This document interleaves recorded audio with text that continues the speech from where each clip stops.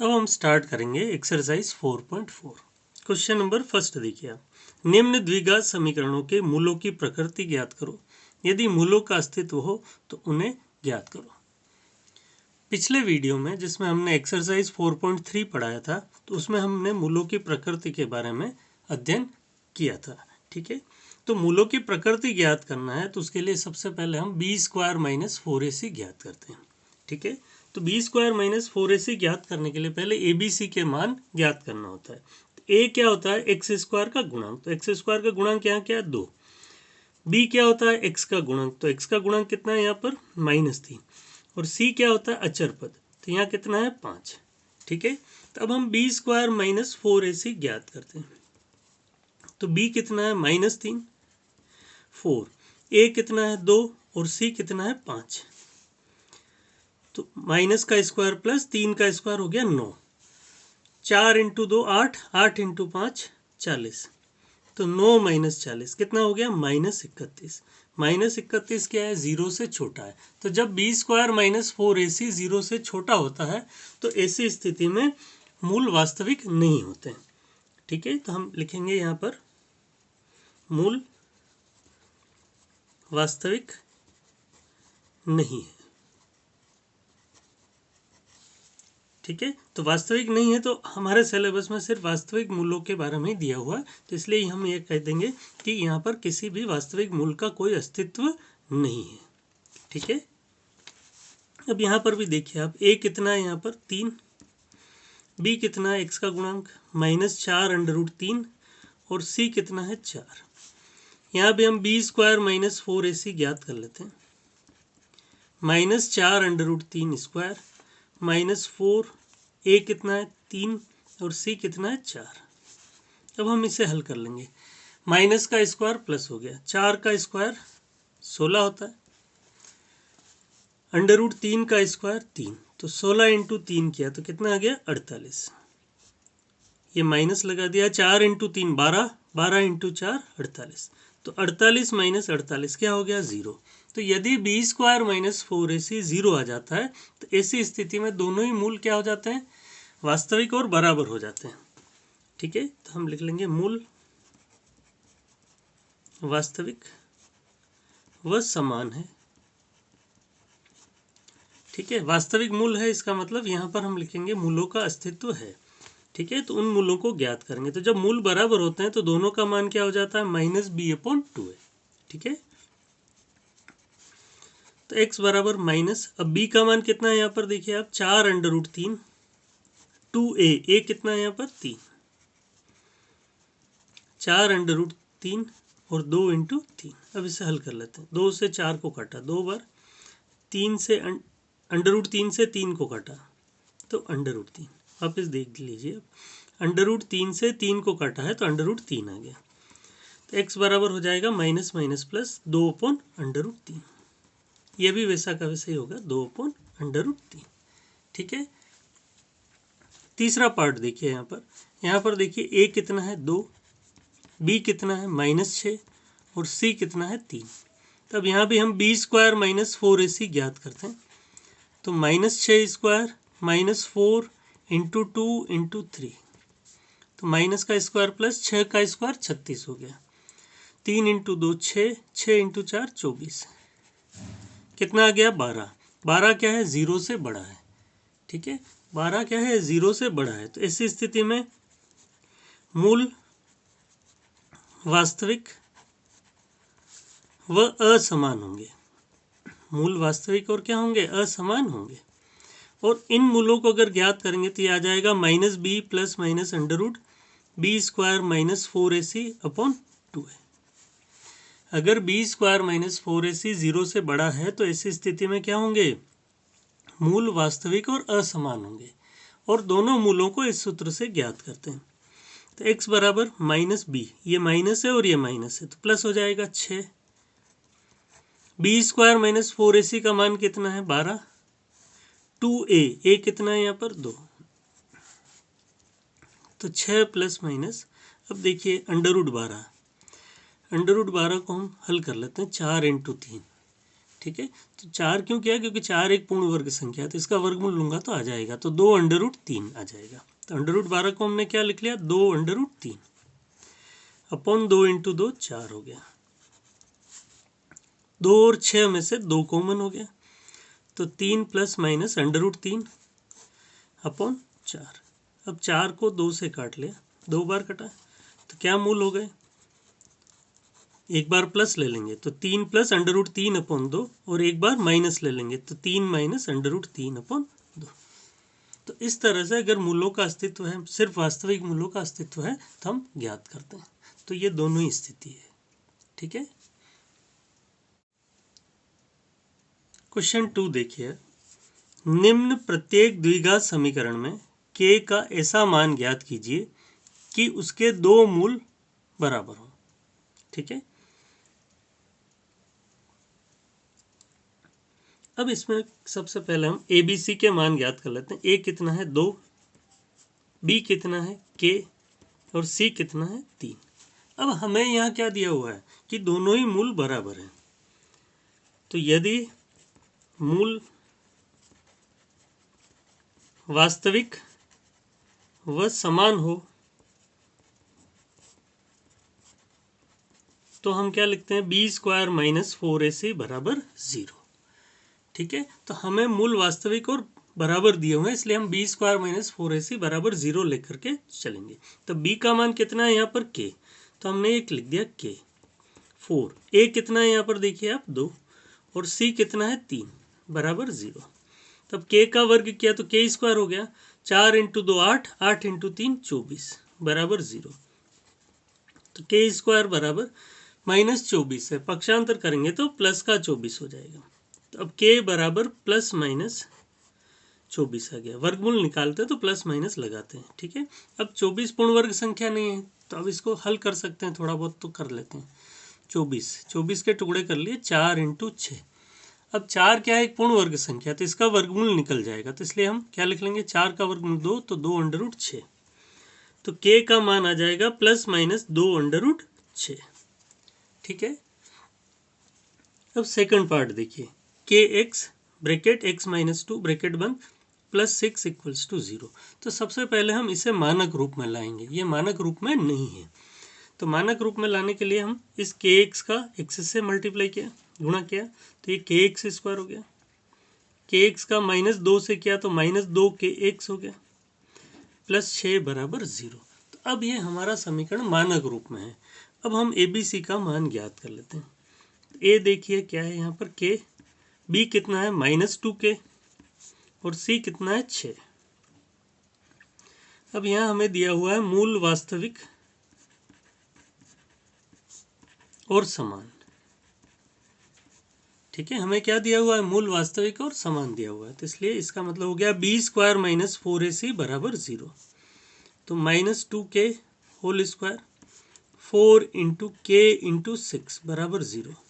अब यहाँ देखिए -2 का स्क्वायर 4 हो जाएगा, प्लस का K का K² हो गया, 4 × 6 24K। अब इस पूरे में से 4K कॉमन आ गया, तो यहाँ से बच जाएगा K, और 24 में 4 का भाग लगाया तो 6, तो यहाँ क्या बच जाएगा, 6, ये बराबर 0। अब इनको एक एक करके 0 के बराबर लिखेंगे, 4K = 0 और K - 6 = 0। तो यहाँ K = 0 हो जाएगा, और यहाँ क्या हो जाएगा, K = 6। द्विघात समीकरण की जब परिभाषा बताई थी तो हमने बताया था कि x² का गुणांक किसी भी द्विघात समीकरण में 0 नहीं होता है, ठीक है। तो इसलिए K का मान क्या होगा, 0 नहीं होगा। क्यों, क्योंकि अगर K = 0 रखूंगा तो x² ही नहीं बचेगा। अब x² नहीं बचेगा तो उसके 2 मूल नहीं बचेंगे, और 2 मूल नहीं होंगे तो वो बराबर भी कैसे होंगे, ठीक है। तो हम लिख लेते हैं, किसी द्विघात समीकरण में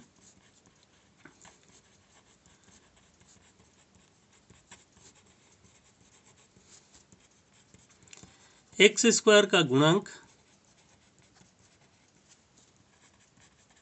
0 नहीं हो सकता, अतः K 0 नहीं होगा। तो K का मान कितना हो जाएगा, 6 हो जाएगा, ठीक है। थर्ड क्वेश्चन देखिए आप, क्या एक ऐसी आम की बगिया बनाना संभव है जिसकी लंबाई चौड़ाई से दुगुनी हो और उसका क्षेत्रफल 800 मीटर स्क्वायर हो? यदि है तो उसकी लंबाई और चौड़ाई ज्ञात करो। तो मान लेते हैं, माना चौड़ाई बराबर x मीटर। अब हमें क्या दिया हुआ है, लंबाई चौड़ाई से दुगुनी है, तो चौड़ाई हमने x माना, तो लंबाई क्या हो जाएगी, 2x मीटर हो जाएगी। ठीक है, अब हमें क्या दिया हुआ है, क्षेत्रफल दिया हुआ है। तो आयत का क्षेत्रफल दिया हुआ है, कितना दिया हुआ है, 800 मीटर स्क्वायर।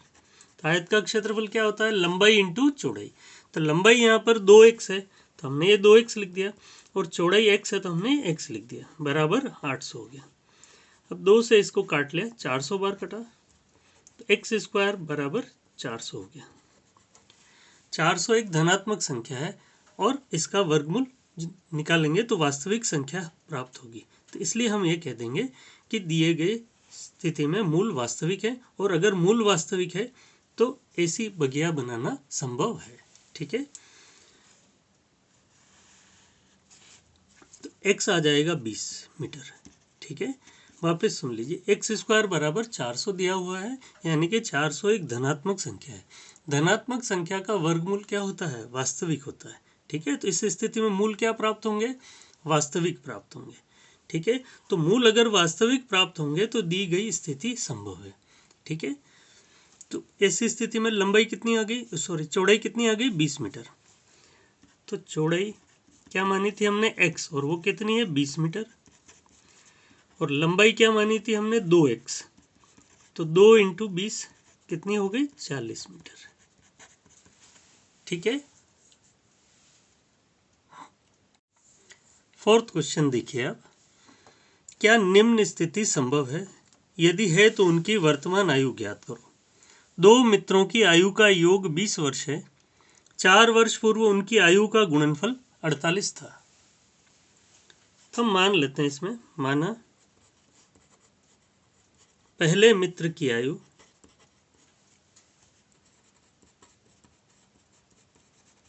बराबर x वर्ष, तो दूसरे मित्र की आयु क्या हो जाएगी। अब यहाँ पर आयु का योग कितना दिया हुआ हमें, 20 वर्ष। तो एक की आयु अगर x है तो दूसरे की आयु क्या हो जाएगी, 20 माइनस x हो जाएगी। ठीक है, अब हमें क्या दिया हुआ है, 4 वर्ष पूर्व उनकी आयु का गुणनफल 48 दे रखा है। तो हम क्या करेंगे, 4 वर्ष पूर्व इन दोनों की आयु ज्ञात करेंगे। तो 4 वर्ष पूर्व पहले मित्र की आयु क्या हो जाएगी, x माइनस 4 वर्ष हो जाएगी। और दूसरे मित्र की आयु निकालेंगे तो 20 माइनस x माइनस 4। ठीक है, तो 20 में से 4 माइनस किया तो कितना आ जाएगा, 16 माइनस x वर्ष आ जाएगा। ठीक है, अब इन दोनों स्थितियों में आयु का गुणनफल दे रखा है, मतलब 4 वर्ष पूर्व की आयु का गुणनफल दे रखा है। तो आयु का गुणनफल x माइनस 4 और 16 माइनस x, और वास्तविक गुणनफल कितना दिया हुआ हमें, 48। तो यहाँ हमने लिख लिया 48। अब देखिए आप, x का 16 से गुणा किया तो ये 16x हो गया, x का x से गुणा किया तो x स्क्वायर हो गया। फिर इसी तरह से माइनस 4 का 16 से किया तो माइनस 64, माइनस 4 का माइनस x से किया तो माइनस माइनस प्लस, 4x का x, 4 का x से किया तो ये हो जाएगा प्लस 4x। अब इन सबको इधर पक्षांतर कर देंगे, तब ये माइनस एक्स स्क्वायर है, प्लस एक्स स्क्वायर हो जाएगा, प्लस 16 है तो माइनस 16 हो जाएगा, प्लस 4 है तो माइनस 4 हो जाएगा, माइनस 64 है तो प्लस हो जाएगा, और ये प्लस का 48 एज इट इज है ये। अब देखिए आप, एक्स स्क्वायर ऐसा कैसे ही है, 16 और 4 हो गया 20x, और इन दोनों को प्लस किया तो ये कितना हो गया, 112 बराबर 0। ठीक है, इन दोनों को प्लस कर दिया तो कितना हो गया, 112। तो अब अपना समीकरण जो है वो मानक रूप में है। अब हम क्या करेंगे, ABC ज्ञात करेंगे और फिर बी स्क्वायर माइनस 4ac ज्ञात करके देखेंगे कि मूल वास्तविक आ रहे हैं या समान आ रहे हैं। अगर मूल वास्तविक आ रहे हैं तो ये स्थिति संभव होगी, बाकी संभव नहीं होगी। तो अब देखिए आप यहाँ पर a कितना है 1, b कितना है -20 और c कितना है 112। तो बी स्क्वायर माइनस 4ac ज्ञात कर लेते हैं। तो -20 का स्क्वायर 4 × 1 × 112, तो -20 का स्क्वायर प्लस 400 हो जाएगा और इन दोनों का मल्टीप्लाई किया तो 448 आ गया। तो घटाया तो -48 आ गया। तो -48 क्या है, 0 से छोटा है। ठीक है, तो ये 0 से छोटा है, इसका मतलब कोई मूल वास्तविक नहीं है। ठीक है, कोई मूल वास्तविक नहीं है। अगर मूल वास्तविक नहीं है तो दी गई स्थिति संभव नहीं है। तो हम लिखेंगे अतः दी गई स्थिति संभव नहीं है।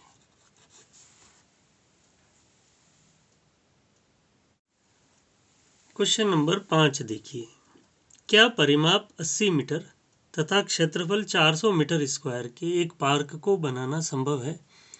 यदि है तो उसकी लंबाई और चौड़ाई ज्ञात करो। हमें दिया हुआ है पार्क, ठीक है, परिमाप दिया हुआ है, मतलब 2 लंबाई प्लस चौड़ाई दिया हुआ है हमें 80 मीटर। ठीक है, तो 2 से 80 को काट दिया तो कितना आ गया 40। तो लंबाई और चौड़ाई का योग कितना दिया हुआ हमें 40 मीटर दिया हुआ है। ठीक है, लंबाई और चौड़ाई का योग क्या दिया हुआ हमें 40 मीटर। अब हम मान लेते हैं, माना लंबाई बराबर x, तो चौड़ाई कितनी आ जाएगी 40 माइनस x। ठीक है, लंबाई को हमने क्या मान लिया है x मान लिया है, तो चौड़ाई कितनी आ जाएगी 40 माइनस x।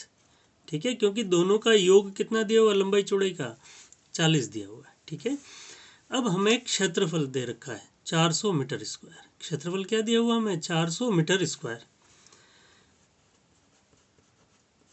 तो आयताकार पार्क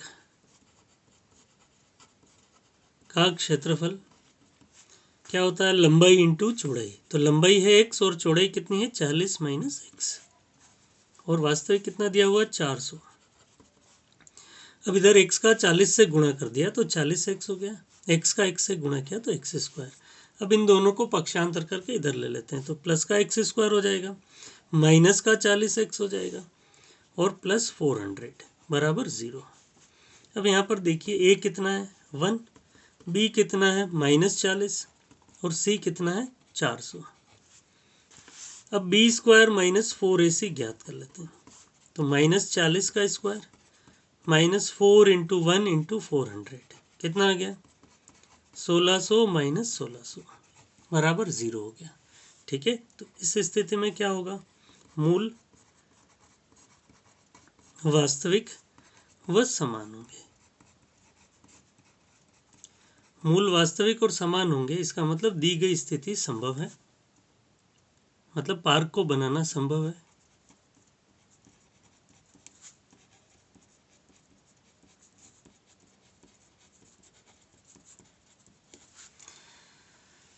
ठीक है, तो मूल वास्तविक और समान है, तो दोनों ही मूल का मान क्या होगा -b/2a होगा। ठीक है, तो माइनस b कितना दिया हुआ हमें -40 अपॉन 2a, 2 × 1, तो x आ जाएगा, 2 से काटा तो ये 20 बार, माइनस माइनस प्लस, 20 को 1 से भाग लगाया तो 20। तो दोनों ही मूल क्या होंगे 20 और 20 ही होंगे। ठीक है, तो लंबाई हमने क्या माना था x माना था, तो x का मान हो गया 20 मीटर।